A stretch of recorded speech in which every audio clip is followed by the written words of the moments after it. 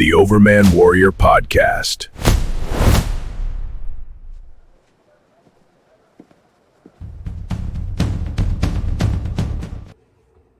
Hi, it's Rich Hoffman here. So there's a lot of talk about the COVID. What impact did COVID have on the economy? And with Amy Acton campaign trying to pin high prices on the Trump administration and on Vivek Ramaswamy as his pick in Ohio to be governor. So the current high prices is what they're Mark Elias and David Pepper and, of course, Amy Acton being their Democrat spokesperson for bad policies. It's really ironic. But they're trying to make the high prices that we have now a problem that Vivek Ramaswamy represents as far as an extension of the Trump administration.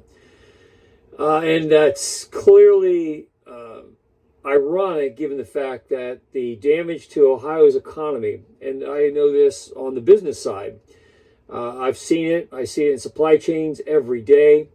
It's a major, major problem in the state of Ohio and all over the country. But the irony is, Amy Acton was the one who created the lockdown policies in conjunction with Anthony Fauci. Say about David Pepper. They're all kind of the same characters, but Anthony Fauci policy, CDC, World Health Organization, ultimately China, and Amy Acton brought those to the DeWine administration and locked down the state of Ohio in devastating ways. And we're still seeing those effects. So to understand that, you have to kind of understand what Ohio's COVID economy was and why so many businesses never truly recovered to their pre-2019 status. And even if on paper they might have appeared to, they have not realized that in reality. Many aspects of their business practices haven't yet recovered now. So by almost any critical metric, Ohio's economy has somewhat showed recovery, which is what Amy Acton thinks that she can tout as forget about the fact that I shut down Ohio's economy in 2020. On paper, the stats look like there has been a recovery, but as we said, that's not the case. Manufacturing output is reported near pre-pandemic levels. Headline GDP figures suggest that the state is growing again, and yet for thousands of Ohio companies, especially private, mid-sized, and industrial firms, that recovery has never been felt. It's never come back to what it was pre-19.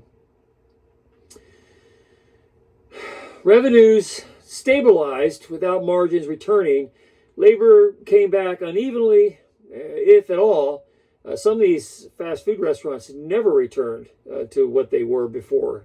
Long lines still are problems, and engagement is a major factor, most all of them. Supply chains grew more fragile, which is still the case 6 years later. And in practical terms, many businesses entered a new economic reality in 2020 that they never exited from.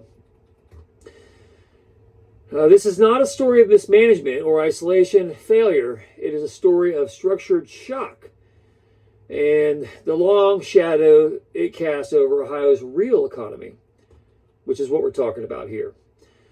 And it's a shock that was imposed. It wasn't a recession built by market conditions. It was a downturn driven by bad government decisions for which Amy Acton is at the center of it. And so if you're talking about high prices now, she has to be directly responsible for that.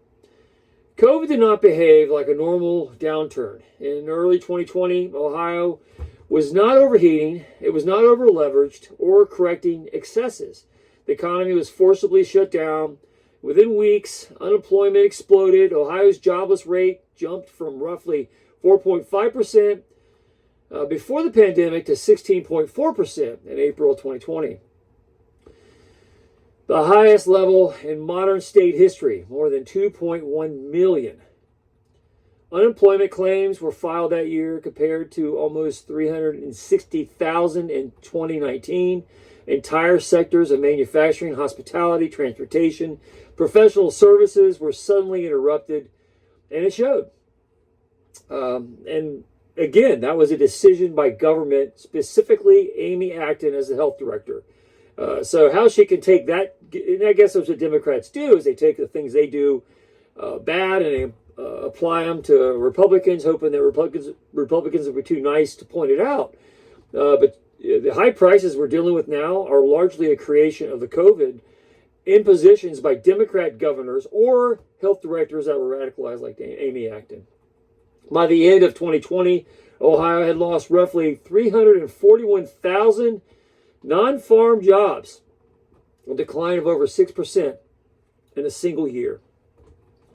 Manufacturing alone shed about 480,000 jobs, an especially severe blow in a state where production is tightly interlinked across thousands of suppliers. This was not a cyclical contraction that firms could ride out. It was a break in continuity, again, imposed by government to disrupt supply chains. It doesn't matter if it was hamburgers at McDonald's.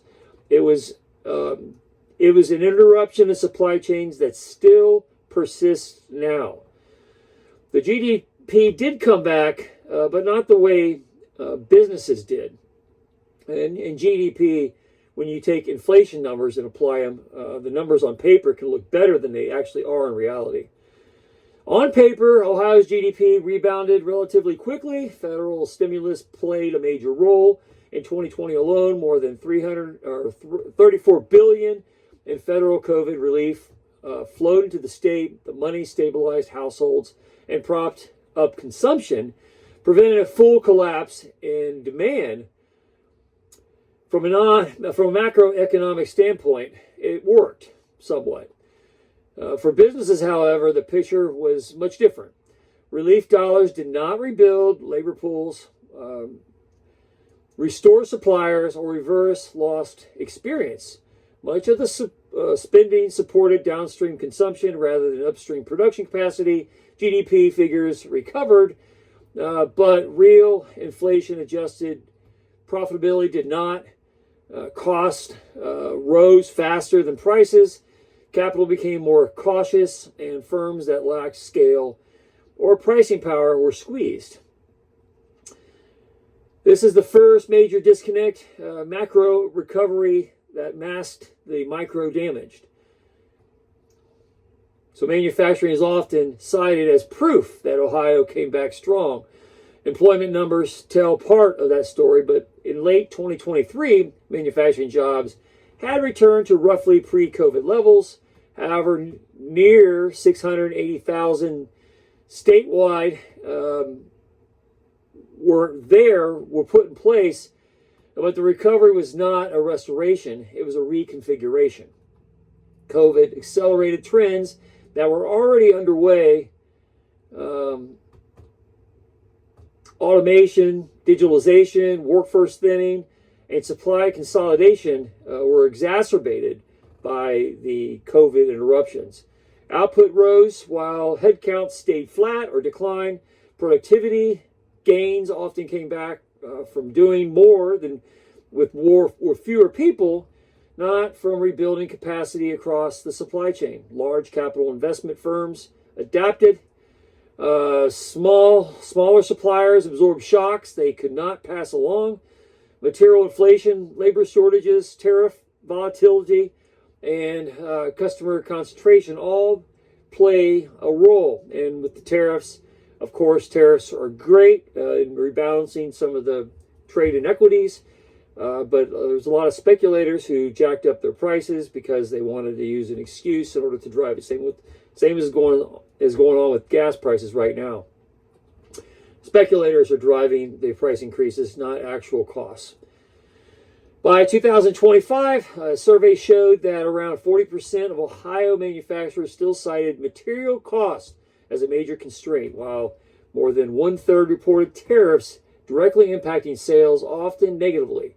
Economic and political uncertainty, rarely a top concern before COVID, rose to rival workforce shortages as the biggest barrier to growth.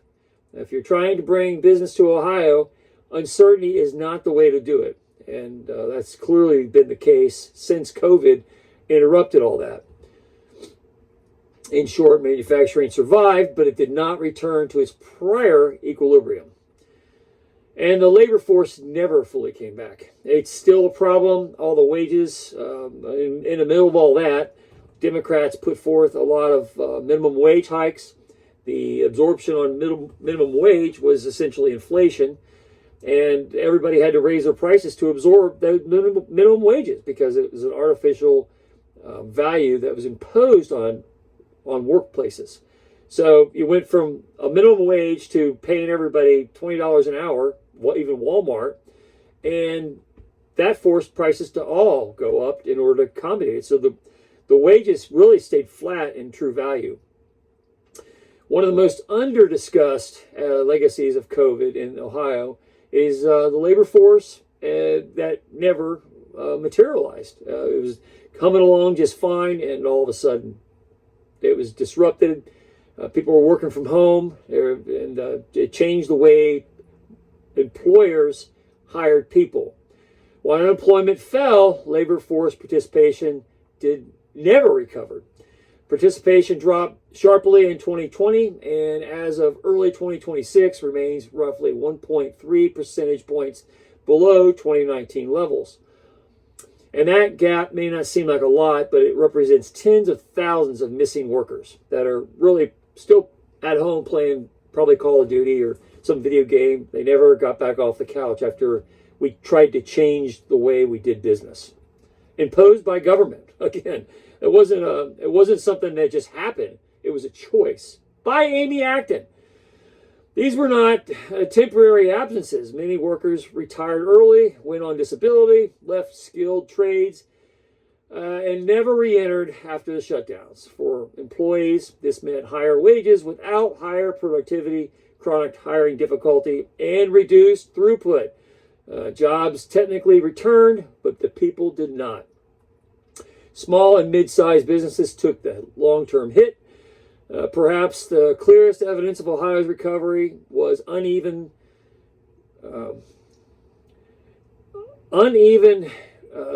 lies in business survival. Of Ohio businesses that were operating in 2019, nearly half were no longer active in 2024, while new businesses formations increased, as often does after a crisis. That churn canceled a permanent loss of experience, relationships, and localized capacity. Large firms gained share. Smaller firms struggled to refinance, rehire, or renegotiate terms in post-COVID market dominated by volatility and scale. And I can say I have personal experience on that, because it's hard to go out and tell when you have large contracts that are supposed to be adhered to based on market conditions that were pre-2018, pre-2019. You can't go back very easily in 2021, 2023, 2024 and say, hey, we need more pricing because everything got jacked up, labor's higher, supply chains are all wrecked. Everything's costing more to get it. Lead times are all pushed out because of COVID, because of Amy Acton. And now we have to go get more price. And they tend to say, well, we're not going to raise our prices, and we're going to hold you to your contract, and tough luck. Problem with that is a lot of businesses went out of business because of that. And that's a huge problem. Many small businesses just fell outright. They simply plateaued and operating below potential with higher risk and lower resilience. The bottom line recovery is essentially that the recovery was real, but it was redistributive. Large firms that could absorb the higher costs survived. and maybe rehired some of those that fell off, but then they're much less efficient. Ohio's economy recovered in aggregate terms, but the recovery redistributed advantage rather than restoring balance. Firms with capital, automation, and leverage emerged stronger. Private, mid-tier companies absorbed the transition cost, often without the cushion of equity, markets, or policy protection. For businesses that never truly recovered, this is not a mystery or personal failing. It is the logical outcome of a forced shutdown followed by stimulus-driven rebound that prioritized consumption over reconstruction. So, in other words, the government threw a lot of money at the situation through printed money making. It wasn't actually produced off actual reconstructive efforts of GDP output. COVID did not merely interrupt Ohio's economy, it rewired it. And for many companies, the post-2020 era is not a recovery at all, but a different system operating by different rules. So when Amy Acton says that it's Vivek Ramaswamy's fault that the prices are so high, it's a Trump administration, these are dumb Democrats who don't understand economics, don't run businesses. They are leeches, professional leeches off economic vitality that they scoop all the tax money off and build their big utopia of government services and people who otherwise are below the line thinking. They don't give much, they take a lot. And Democrats plan to build those kinds of economies. And one of the reasons why large companies, and this is the case almost everywhere, except for maybe a company like SpaceX, is still young and fresh and rotates out a lot of their employees before they get too stuck in the mud. The most large companies have legacy costs, legacy employees. They lose their edge and drive over time. And when you have a large company full of those kinds of people, they tend to lose innovation. And they count on smaller, more nimble companies to carry them, especially in the supply chain. And when the supply chain got eradicated through COVID, a lot of those big companies are out there looking for the supply chain to fill them, and their lead times got pushed out over a year, 2 years in many cases. So it's slowed everything down. Everything that's been really kind of propped up since COVID was done by stimulus, but not actual economic value of producibility, which is driven by supply chains. You see that in the trucking industry, it's a major problem. It's definitely a problem in steel. It's a problem everywhere where you have to have supply chains that involve 3 or 4 suppliers feeding each other. Everybody got slowed down, and they never came back, ever came back. And that's the hidden thing that is not talked about when Amy Acton says costs are high and somehow it's Vivek Ramaswamy's problem. Vivek Ramaswamy is trying to fix all that with real value. And the Republicans have a plan to get there. The Democrats do not. All they have is more economic stimulus to try and prop up people with artificial costs that have torpedoed any real value in Ohio. And Ohio is still struggling because of what Amy Acton did. And she owns it. And those statistics are going to become very valuable. I was talking about this the other day just kind of talking about the differences between Amy Acton and Vivek Ramaswamy, getting away from all the personal stuff. To say, well, Vivek Ramaswamy is a great guy and Amy Acton sounds like a festival music drug addict when she talks. Those things aside, it's the track record that we're talking about. In Vivek Ramaswamy's case, he has built companies' value that made him a billionaire. And that's why Democrats hate billionaires, is because they could never do that. They are essentially parasites in society that gain power through taking from what others make. Typically, that's, if you have to define what a Democrat is, that's what they are. You can define whether or not compassion has a role to play in all that, but by nature, they are not out there producing things, they're taking things, Democrats. Amy Acton would say, but I support union jobs and I support all these different things. The teachers union supports me, and we teach kids in the future. We're teaching our kids to be the future economy. No, you're teaching to be socialists and Marxists and crazy lunatics that protest at pride events and anti-Trump demonstrations. That's what our public education does, and all those teachers that support her through the teachers union, that's what they're after. That's what they are. That's what Democrats typically become.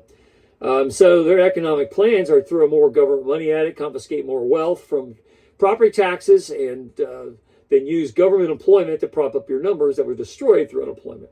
And that's why she was so reckless when she came up with these lockdown orders, and I had to sit and watch her. We all did watch her every day come out. And Mike DeWine put her on a mic, but it was her decisions. And he says I signed off on them, but they didn't come from him. They were hers, completely hers, and she has complete responsibility for it. And it's crazy that they would put her, they being the Democrat Party, the David Peppers of the world, the Mark Eliases of the world, would put her out front on these issues. It's appalling, because the economic statistics that we just talked about, and again, when I talked about just the temperament between the two candidates, that's one thing. The technical statistics that are quite extensive on the recovery that has not yet occurred in 2026. Even if on paper you had some inflationary numbers that propped up dollar numbers, the actual employee participation, engagement never came back. And I can say from personal experience, I talk to people every day all over the country and all over Ohio, and it used to be that they had some employee saturation of their markets.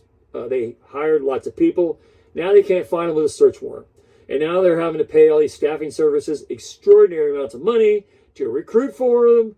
And then when they do get them, they pay them higher than not that it's a personal thing against workers, but they're paying them more than the job is worth. And the job worth is determined by market viability on the sold goods.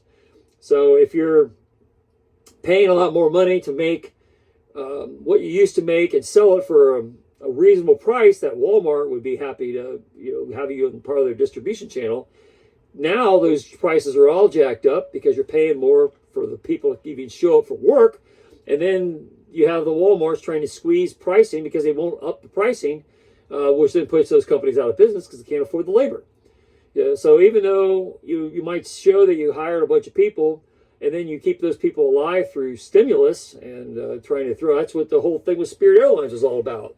They never recovered from some of this volatility. They were upside down on their cost structure, and they could not get out of it. And they were looking for stimulus money to keep them afloat. And they weren't going to get it, so they just checked out. And unfortunately, a lot of companies have done that. A lot of fast food restaurants did that. And in Ohio, it's still a problem. And the only way it gets back is you have a strong Republican governor like Vivek Ramaswamy to finally put to bed all the sins of the past, which Mike DeWine was a part of, Governor DeWine was a part of, because his person, Amy Acton, shut the state down and destroyed the economy. And it's still a lingering problem. And the only way to fix it is to vote for Vivek Ramaswamy and let him bring and take away the uncertainty in politics so that people can invest in Ohio once again. The infrastructure is there. You just need a governor that will sign the bills. And we haven't had that because Mike DeWine got caught having to defend his person, Amy Acton. And that's why he's trying to defend her now, even though he has endorsed Vivek Ramaswamy as a good Republican because he knows better. His heart is still in the cover-up. And it was a bad thing, and it's been bad on millions of people suffered. Many smaller to mid-sized companies have still yet to recover from what Amy Acton did to the state of Ohio. And I'll never forgive her for it. She made my life miserable on a professional level. And, if you're smart and creative, you can always get through it. But that's not good for economies to function under. And a lot of people it was outside their skill set and they folded. And that is still a problem. And it will continue to be a problem until you get government out of making decisions like they made with COVID, and they shut down economies without thinking about the consequences. And she never did think about the consequences. And she's directly responsible, and now she's out there trying to transfer all that blame onto the Republicans. And it clearly is not the Republicans that did it. It was Amy Acton and her Democrats. And now they want to be in power so they can do more of it. And we got to stop that. Anyway, Rich Hoffman here. Share, subscribe, make tomorrow a better day. If you haven't read my book, The Gunfighter's Guide to Business, I think you'll love it. Anyway, have a good day. See you later.